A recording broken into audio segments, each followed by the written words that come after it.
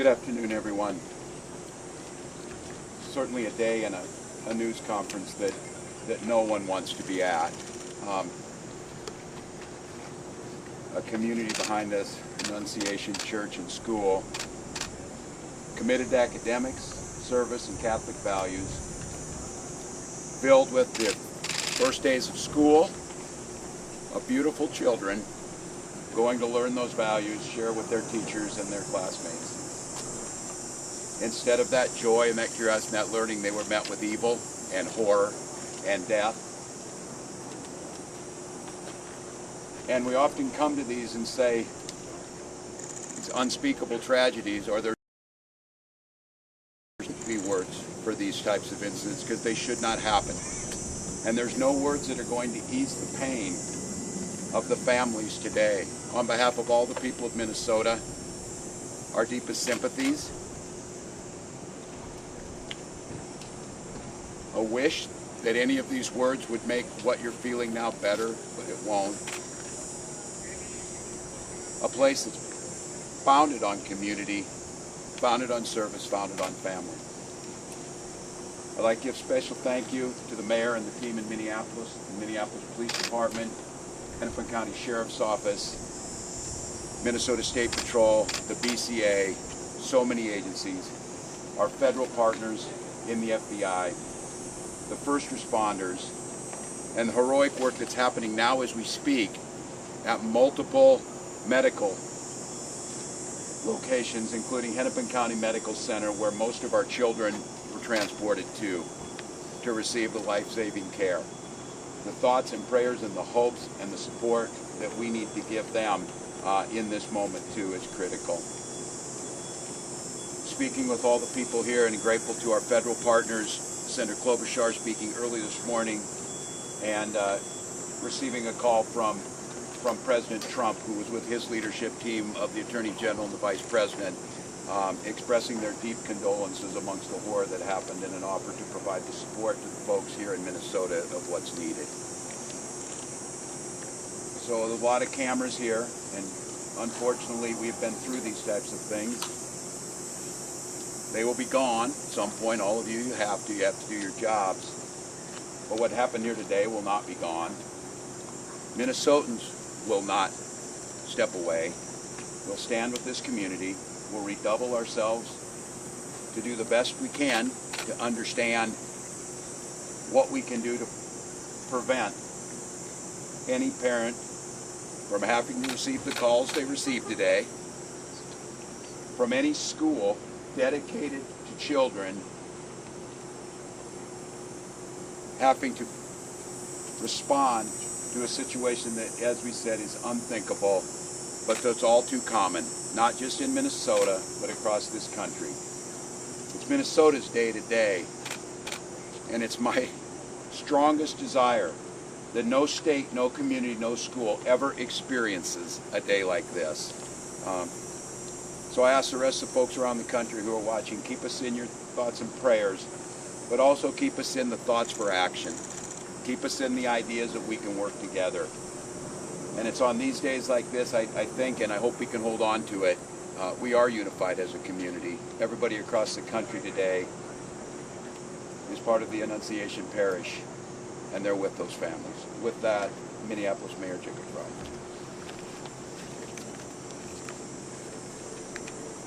Thank you, Governor. Throughout the morning, we have seen this extraordinary Minneapolis family step up in thousands of different ways. People with strength, resilience, compassion, and love for the families that have been forever impacted by this heinous act. We want to make sure that we're doing everything possible for them right now, and I want to give a special thank you, and we are so grateful to all of the faculty and the teachers at Annunciation. The way that they act during severe threat and danger was nothing short of heroic. This is a tragic and horrible event that should never occur, and it would have been all the more tragic and horrible had they not stepped in, at times perhaps put themselves in danger to protect others. As horrible as this has been, it could have been far worse. I'm grateful for our law enforcement partners, our police officers in the Minneapolis Police Department and other law enforcement agencies well beyond that step up, that answered the call to make sure that they were running towards danger when so many of the rest of us would have run in the other direction. Thank you. We are so appreciative of your service. To Principal DeVore and your whole team, the ethic that you have showed, the love that you show, it's flat out incredible. And at the same time, look, we need to be doing more than talking. It can't just be words. There needs to be action. And when we have seen school shooting after school shooting, when we have seen churches get shot up by horrible actors, I think the impetus has to be on all of us as leaders to do a whole lot more, to recognize that we've got more guns in this country than we have people. And it's on all of us to recognize the truth and the reality that we can't just say that this shouldn't happen again and then allow it to happen again and again beyond that. It's on all of us. And I have heard about a whole lot of hate that's being directed at our trans community. Anybody who is using this as an opportunity to villainize our trans community or any other community out there has lost their sense of common humanity. We should not be operating out of a place of hate for anyone. We should be operating from a place of love for our kids. Kids died today. This needs to be about them. This needs to be wrapping our arms around these families with every bit of love that we can possibly show. And I know that our Minneapolis family and well beyond is prepared to do exactly that. And so my message to everyone out there is, again, these families are experiencing some acute pain right now. But don't just think of these as somebody else's kids. Think of your own. Let's make sure that we're acting now to not just say it's never happening again, but ensure it doesn't. Our chief of police has been working tirelessly throughout the day, along with, again, a number of different law enforcement agencies, investigators, federal partners, state partners. Thank you, Senator Klobuchar, for being here. Been working tirelessly, and I'd like to invite him up to give some more of the details that have come up. My name is Brian O'Hara, B-R-I-A-N, O''H-A-R-A. I am the Minneapolis Police Chief. Good afternoon, and thank you all for your patience as we continue to gather the facts in this investigation into this truly unthinkable tragedy that happened here earlier today. I want to make sure that we are providing the most accurate information possible, particularly as we speak around our victims.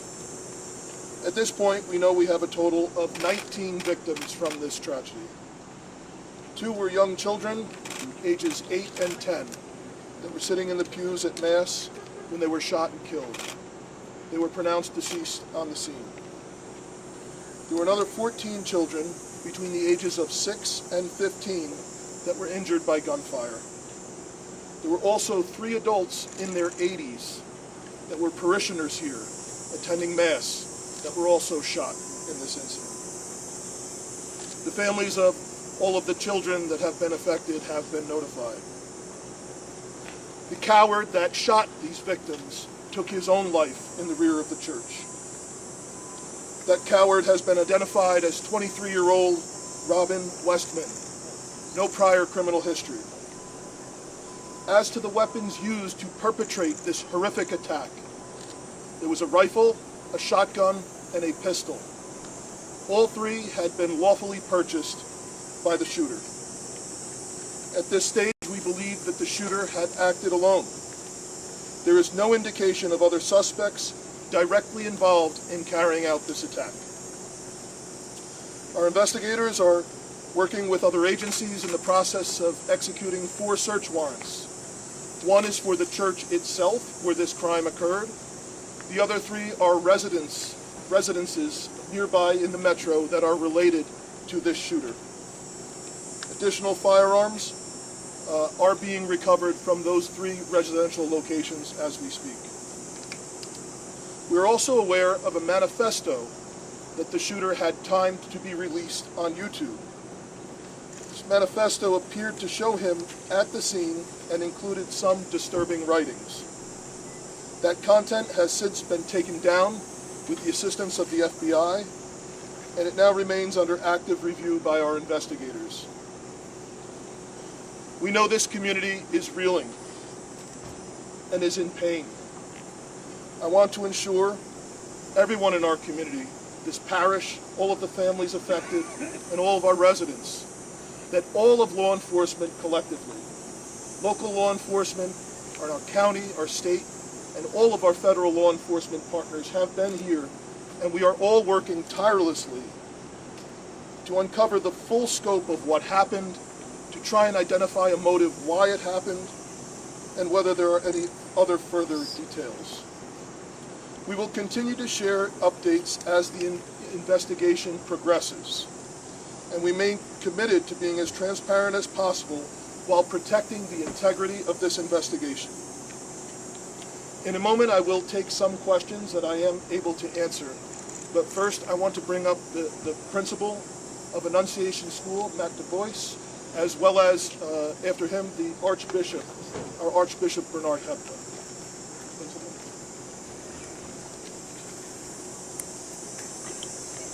Good afternoon, everyone.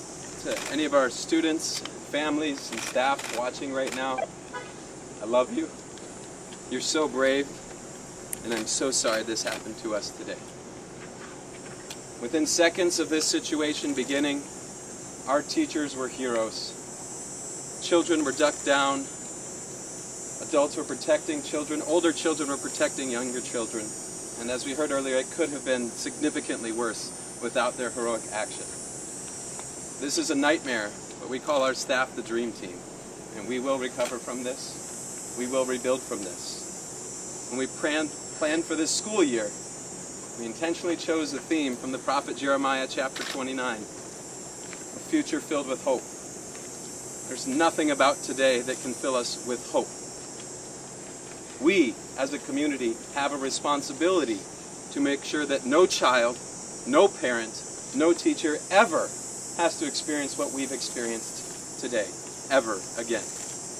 I need everybody to commit those words to your speech patterns, never again.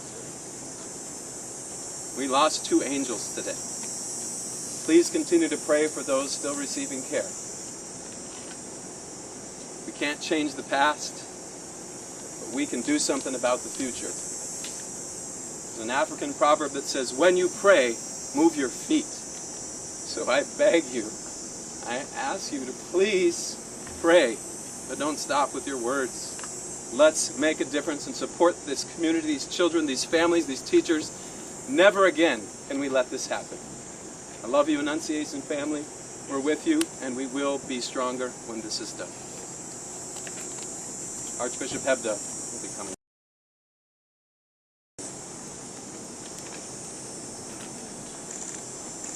Thank you, Principal DeBoer.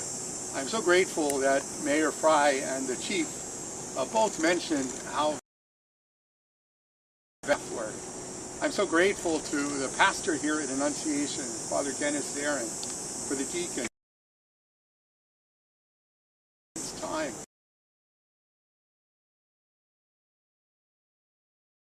To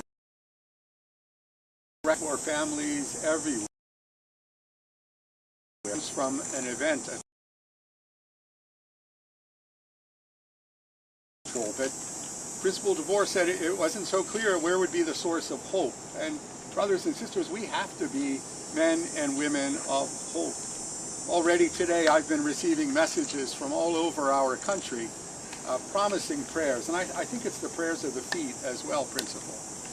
That is, for me, is a source of hope, just as we see families stepping forward to help those who have been impacted by this terrible tragedy. Very grateful that Principal DeBoer spoke about prayer. Certainly that the bell in the Catholic Church is always a call to prayer, and so it's a reminder for us for sure to be praying. And we have to recognize that it's through prayer and through that prayer of the feet, through that action, that we can indeed make a difference. That has to be the source of our hope. I was particularly pleased today to receive a message from Pope Leo. If you'd bear with me, I'd like to share that with you. It comes directly from Cardinal Pietro Parolin, who's the Secretary of State, and it reads like this.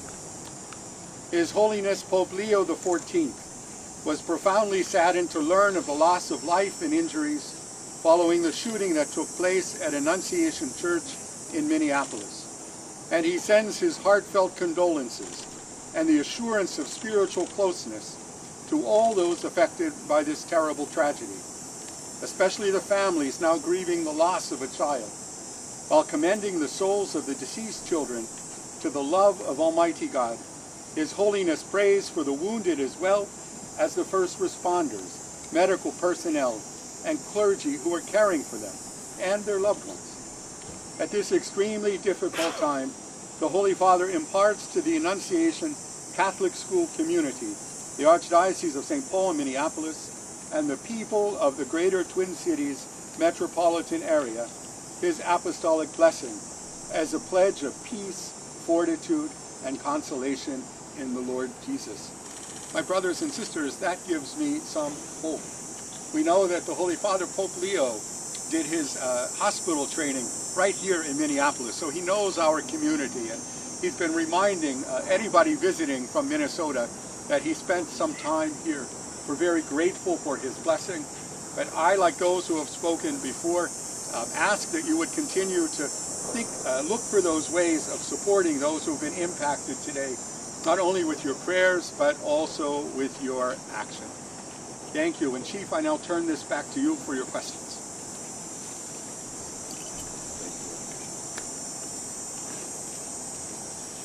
Thank you, Archbishop. As I mentioned, obviously the investigation continues in its preliminary stages. I'll take some questions now, and additionally, we will let you know when we can provide some updated information. How are the injured students doing? What are their conditions at this point? The question from Matt was, how are the injured students doing? I believe all of them have their parents with them now, and they are all expected to survive. All of the remaining victims are expected to survive. There is a range of injuries, however. Chief, you said the weapons were acquired legally. Do we know when Yes. and where they were acquired? I can tell you they were purchased recently. Chief, can you tell us anything more about a possible motive here? We've also heard reports that the suspected shooter's mother was employed here at some point. Can you confirm that as well? So the question was on a possible motive and a relationship to the church or to the school. I have no information to share on a motive other than saying again that there was some sort of manifesto that was timed to come out on YouTube. It's been taken down, and our investigators are going through that to try and develop a motive from that. Additionally, there are these 3 search warrants happening in residential locations, and we may very well, find more information or writings that could give some sense to that, but we don't have that now. And I cannot confirm a relationship between the suspect or his family and this church at this time, but that's obviously something we're looking very closely at. Chief, about the manifesto, can you confirm at this point whether it was in fact by the suspect, or do you believe at this point that it is in fact from him? And second question, sorry. What was by the suspect? The manifesto that you've been talking about. Yep. So the question was about the manifesto. We do believe it was by the suspect, yes. And we understand that we've seen some documents about the name change that somebody with the same name as the suspect has filed for a few years ago. Do you believe this to be the same person, that Robin Westman was in fact born with a different name at this point? And can you speak a little bit more about the identity? Yeah. So the question was about the suspect, and he had a name change at some point in the past. I cannot confirm that, other than confirming the identity, the name that I gave you, the age. That is the suspect. That's the person that we believe has caused this. Chief, you mentioned these videos posted on YouTube, seemingly scheduled to be posted right after the shooting. Is there anything that the suspect posted days prior, months prior, that could shed any light on their mindset? Yep. So the question was, we mentioned that the YouTube videos were scheduled to be posted. Is there anything else in social media that may shed some light into this? We do not have information on that at this time that I'm able to share. However, our investigators and our law enforcement partners are definitely looking at that. About how many children and parishioners were in the church when this happened? So the question was how many children and parishioners were in the church when this happened. This was towards the beginning of Mass, so some of the children were already filed into the church and were seated. Others were coming in. I've heard estimates, but we will release a more definitive number. Chief, Minneapolis police officers have had a tough couple of days. I know we're talking about the children in this incident, but there were several shootings yesterday. How is the resourcing going for you? Are you getting help from other places to help? Yep. So Sue's question was resources for Minneapolis police due to the other challenges we've had the last 24 hours. Obviously, this has been the most difficult. Dozens of officers that responded to this scene. Many of them are deeply traumatized by what they saw, as are obviously all of the children, all of the staff members, Father Dennis, everyone who was at Mass this morning.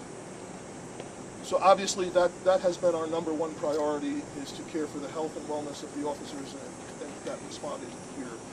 Additionally, obviously, we have responded to other challenging situations and other acts of violence. I can say, in regard to the shooting that happened outside of the high school yesterday, we have arrested 2 people for assisting in that shooting. We have not gotten the shooter yet, but we believe we have 2 people under arrest that were present with the shooter when that happened, and we're making significant progress.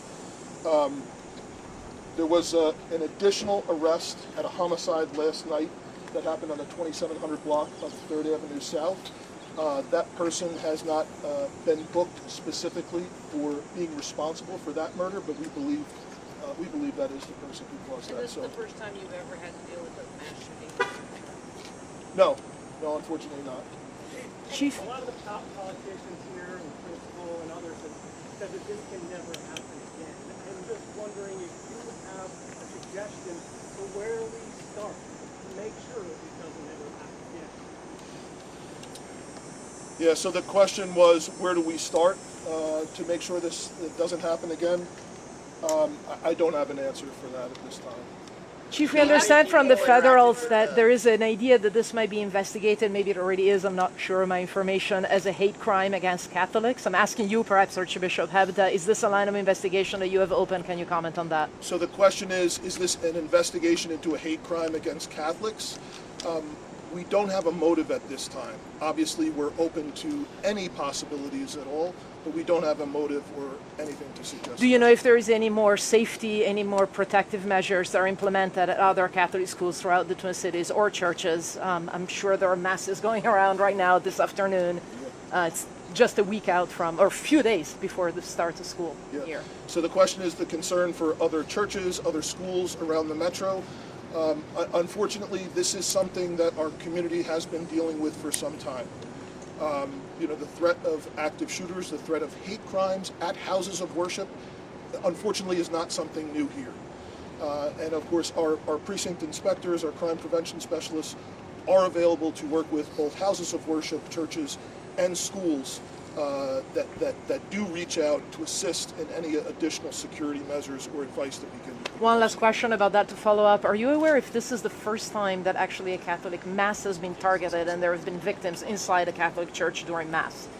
In the Twin Cities, not in the world. In the Twin Cities? I'm unaware of any others. Yeah, from the the question was, just the first time that there's been attack of Catholics at Mass in the Twin Cities area.